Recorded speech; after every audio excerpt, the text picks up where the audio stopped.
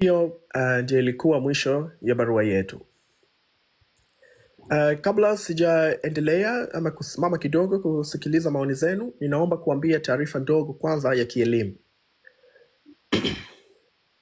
Commonwealth iliwahi kuja Tanzania mwaka 1999 kwa upande ya Zanzibar, kuja kutatua na kuleta maelewano ambayo ilikuwa ikikuwa na mgogoro mkubwa ya chama ya CUF pamoja na CCM. Sasa wamekuja Commonwealth na yule mjamaa ambaye nimemtaja jina alikuwa ni Mghana, anaitwa Dr. Moses Anafu. Yeye ndo alikuwa Dr. Moses Anafu yeye ndo alikuwa kama in charge, kama sasa hivi tunaletewa Bwana Chakwera kuja kusimamia zile maelewano iliyofanyika Zanzibar. Licha ya ukweli ya kwamba kwa mujibu ya documents zimeonyesha kwamba ile maelewano ilifanikiwa, lakini kwa lugha ya Kiswahili kitamu tunasema yale maelewano yaliyosimamiwa ni Commonwealth yalikuwa ya kiini macho tu, kwa sababu uchaguzi 2020 CCM Zanzibar haikuwa imeshinda kwa kura na ikaua watu nyingi sana, na tupo na ushahidi wa maandishi ambayo yameandikwa na rais ya Tanzania Bwana William Mkapa. Amekiri kupitia kitabu yake kwamba aliua watu wengi sana Pemba na kuomba na kusema kwamba hiyo ni jambo ambayo anajutia. Sasa basi ikiwa tu Commonwealth ilikuja mwaka mmoja kabla kwa upande ya Zanzibar, na baada ya mwaka mmoja tu, miezi 12, rais ya Tanzania aliua watu kwa raha zake kwa upande ya Pemba na akakiri kwa maandishi, na hiyo kitabu niko nayo hapa. William Mkapa akakiri kwamba anaomba msamaha na ni jambo anayojuta sana kufanya mauaji hayo. Kwa nini Commonwealth, nimewambia, bado mnahisi hawa majamaa wa CCM ni watu ambayo wanataka bado mazungumzo? Kwa nini umemleta Bwana Moses Anafu kutoka Commonwealth kwa gharama kubwa sana kuja kuleta maelewano ya Zanzibar? Baada ya miezi 12 tu, William Mkapa alikuwa ni Commander in Chief Armed Force ya Tanzania nzima, hakuthamini wala kuheshimu ile kikao ya Bwana Moses Anafu na akaua mamia ya watu. Kama hiyo bado haijakuwa kitu inatosha, 2005 CCM Zanzibar pia haijashinda tena, na 2010 vile vile, na 2015 vile vile, jambo ambayo ikapelekea mpaka uchaguzi mkuu kufutwa. Kwa historia ni jambo ambayo haijawahi kutokezea. It was a comedy, ilikuwa ni jambo ya vichekesho, haijashinda. 2020 Bwana Haji Omar Heri akaja akaua watu nyingi peke zake. Hii yote ninawapa historia Commonwealth kwamba hata ile kikao yenu ambayo mlikuja kufanya Zanzibar na mkahisi kwamba ilileta amani, ilikuwa mumedanganywa na kiini macho, kwa sababu tuko na ushahidi ya maandishi ya kitabu ambayo imeandikwa na rais wa Tanzania. Amekiri peke zake kwa mdomo yake kwamba anajuta kuruhusu mauaji ama kufanya mauaji baada ya siasa kwa nchi ya Zanzibar.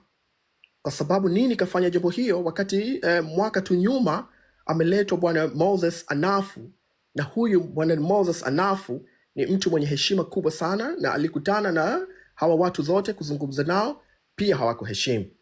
Kwa maana hiyo, hii barua ndugu zangu imebidi ikuwe refu na niwaandikie historia yao vizuri, kama kuwakumbusha kwamba CCM sio watu tena inotakiwa tudili nayo kwa mazungumzo ya kwenye meza.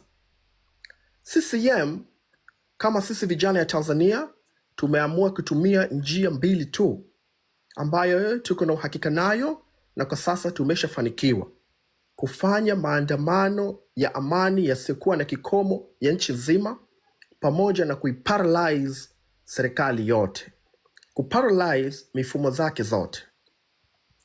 Sasa kwa vile tumejadili barua, ningekuwa heshima kubwa ndugu zangu, nitakuwa mimi nasimama hivi kidogo niwasikilize na nyinyi peke zenu maoni yenu, niwasikilize maswala zenu, niwasikilize na comment zenu, juu ya hii barua tumepeleka Commonwealth. Badala ya hapo, nitakuja na taarifa mpya ya kuwaeleza jinsi gani sasa tumefanikiwa kuparalyze mifumo ya serikali. Na zile watu ambayo imeajiriwa kwa serikali ya Tanzania, naomba kuwapa taarifa kwamba mwezi ya 11 huenda ikakuwa mwezi ya mwisho kupata mishahara zenu kikawaida. Kwanzia hii mwezi ya 12 mujitayarishe na kupokea mishahara kwa nusu, kwa sababu tumeshika na tunakuwa tunajamili na tunakiri kwamba tumeshikilia mifumo ya kifedha Tanzania, na tutaivuruga ile mbaya sana ikikuwa tu bado hajakubali kuachia serikali yetu. Hiyo itakuwa taarifa ya session ya pili baada ya kujadili kwa pamoja hii barua.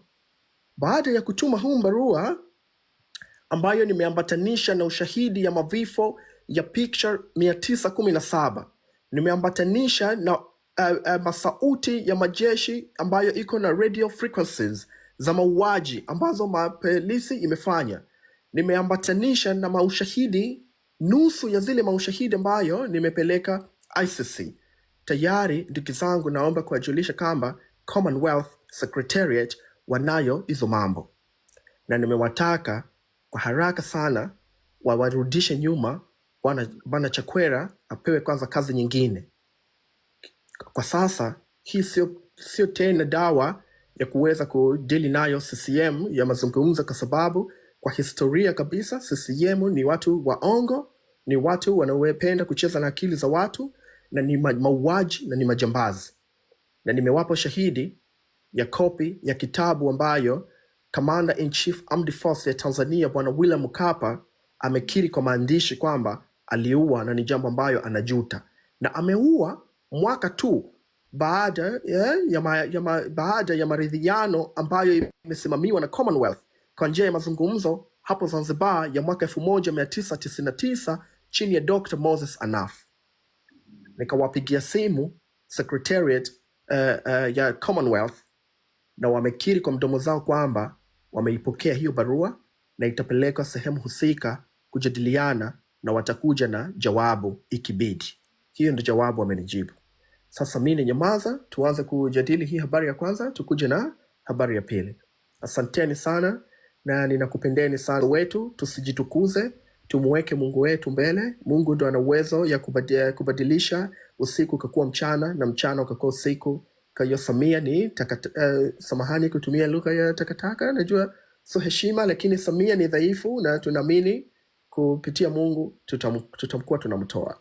Naomba Adini. Okay, unaweza kaendelea. Kwanza tutaweka Mkenya ndio kaleta swala yake, naomba kuijibu kama hivi ambazo inafuata. Ultimatum tuliyowapa Commonwealth si kwamba wafanye hivyo, hapana. Si kwamba wao peke zao wamtoe Samia. Tumemwambia kwa vile nyinyi mnataka maelewano, ili tufanye maelewano, kwanza huyu mtu asiwe tena rais. Hii ndio barua vile inamaanisha. Inawezekana tu kwa sababu ya muda mwingine tunakosa ufasaha sana wa kuzungumza Kiswahili, lakini hiyo barua nitaishare na naomba kila mtu akuwe nayo, aweze kuipost kwa mitandao.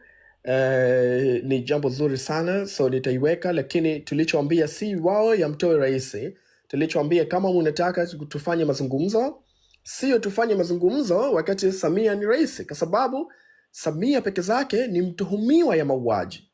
Vipi tutafanya, vipi mtuhumiwa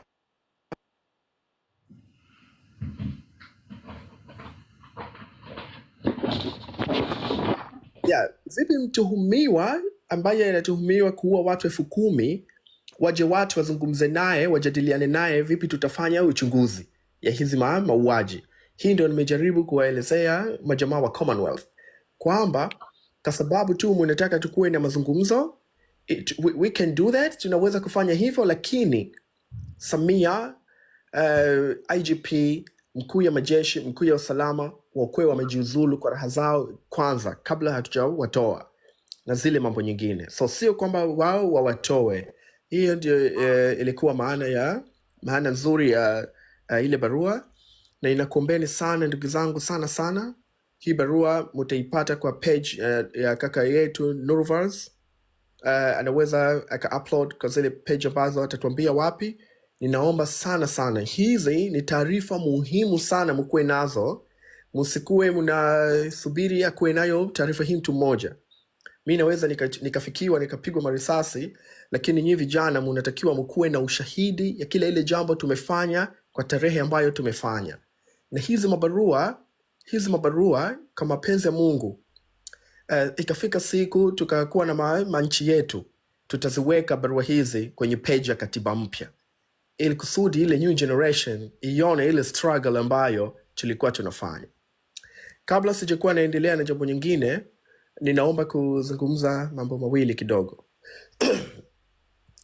Kuna ndugu yetu ya Tanzania, nimejifunza kwamba nimesoma akili yake. Huyu mtoto ya Tanzania hapo na upeo mkubwa sana ya ufahamu, hapo na uwezo wake wa uelewa ni mkubwa sana. Aliniletea message leo juu ya swala ambayo kaka yetu Kenya amekuwa anaihofia, swala ya madini. Aliniambia siwezi kurudi kuenda kusoma hiyo message kwa sababu mimi natumia simu moja, lakini nitajaribu kuongea kwa ufupi kidogo. Japokuwa huyu ndugu yangu hakuniambia nimtaje, lakini aliongea jambo kubwa sana, jambo ambayo kwa dunia ya sasa ni intelligence inatumia kwa ajili ya kuwapekezao washinde. Aliniambia kama ifuatavyo. Aliniambia kwamba historia ya viongozi ya dini tofauti kugombana sasa hivi waziwazi, hawa jamaa hawagombani, hawa jamaa ni waongo, wametumwa kufanya hivyo na serikali, kwa sababu kinachotafuta sasa hivi ni kitu moja. Kuna kitu inaitwa divide and rule.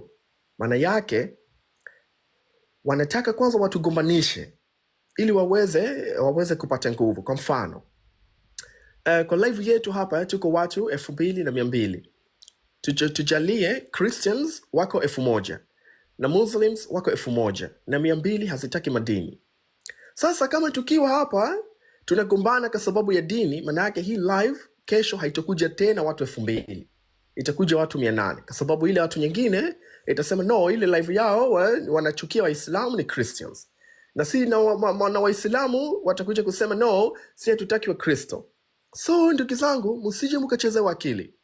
Hizi majamaa za dini zinajifanya wako wakali, sisi ni Waislamu, huyu kwa sababu mnamchukia huyu Muislamu. No, wale they are paid staff, ni wafanyakazi ambayo wamelipwa makusudi kwa kazi hiyo ya kuja kudivide and rule, ya kuja kuwagombanisha ya Tanzania. Mkuwe mutoke kwa focus, mgombanishwe kwa madini, kwa sababu mkigombanishwa peke zenu government itakuwa na nguvu sasa ya kuendelea kututawala. Naomba kusema kwamba tutunze umoja wetu kwa harama yeyote ile ambazo peke zetu tunaweza. Tusije tukakubali hizi majambazi ikatumia techniques za watu ya zama za mawe kutupasua mavichwa sisi watu ambayo sasa tuko kwa mwelekeo nyingine. Naomba kitu kimoja, isikuwe wewe unajali ni kabila gani, usikuwe wewe unajali ngozi yako ni rangi gani, usijali dini yako ni gani, kwa sababu dini yote ile haiwezi kusupport mauaji ambayo Samia Suluhu Hassan imefanya. Hakuna dini ya Kikristo wala dini ya Kiislamu wala dini ya Hinduism, huwezi kukuta hata verse moja kwenye Biblia tukufu ama Qur'ani tukufu imesema kwamba hii majamaa wameruhusiwa kufanya ile jambo wanafanya. Hawa wajamaa wanajifanya wa madini ambazo wanaongea jambo ya kuleta mpasuko kwa jamii. Hawa wamelipwa na state na government waje kuleta migongano baina yenu, kwa sababu hamutakuwa tena pamoja. Mkiwa hamuko pamoja, tayari mnakuwa na upasuko. Na ndio maana mimi mara nyingi siwezi kuweka wazi kabisa msimamo yangu ya dini ipi, japo kuwa nimesoma sana Christian theology na nimesoma sana theolojia ya Kiislamu na najua Quran na najua Bible. Lakini siko hapa kwa ajili ya dini, tuko hapa kwa ajili ya Tanzania yetu. Tuko hapa kwa ajili ya ile watu imekufa. Tuko hapa kwa ajili hatutaki mateso tuendelee kupewa. Tuko hapa kwa ajili hatutaki tena itokezee mambo za watu wanateswa. So dini yangu mimi nitabakia peke zangu kwa moyo zangu, na we dini yako bakia nayo kwa peke zako kwa moyo wako. Tunacho focus yetu, hawa majambazi ikuwe sikue, tuwatoe ikiwe kwa raha zao ama kwa njia ambazo tayari tuko nazo kwa matumizi. Kwa hiyo hii jambo msinione nimelisema mimi mkaniona niko smart, hapana. Yuko ndugu yetu mwingine ya Kitanzania ameni DM hii taarifa, na tumombe na hii pia ni dalili inaonyesha kwamba generation mpya ya Tanzania wako na upeo mkubwa sana wa kuweza kufikiria kupambanua na kuweza kupambanua mambo kwa uzuri sana. Kwa hiyo akija kiongozi yeyote ya dini kwa sura ambayo ya kuja kuleta mpasuko, kuonesha dini yake yeye ni bora, huyo ni kiongozi ambaye analipwa mshahara na serikali kwa makusudi kuja kufanya kitu inaitwa divide and rule. So kama nimeeleweka hapo, tunaweza kuendelea mbele. Tujue sasa kwa taarifa ya pili juu ya mkakati ya kuparalyze serikali, na mpaka sasa wapi tumeparalyze. Tuisukume hii serikali iseme ukweli juu ya paralyze ambayo tumefanya, vinginevyo Disemba hakutakuwa na uwezo government ya kuwalipa wafanyakazi wa serikali mshahara. Hii hatubahatishi kwa sababu tuko na hakika ya 100%. Kwa hiyo kabla hatujaingia kwa hii topic, ningependa kusikiliza peke zenu. Niliona mapendekezo ya kuteka watu nyingine. Kwa hiyo sijui vipi mtamua. Mimi napenda kuwa backbencher, kusikiliza vipi mnapenda. Niko tayari kutii amri zenu, kuzitii zile amri mnanipa. Mimi nafikiri Abili nafikiri tuendelee ili kabla mashambulizi yaendelee kuwa makali tusikilize hizo nondo. Nafikiri au unasemaje Sama? Hata mimi hata kama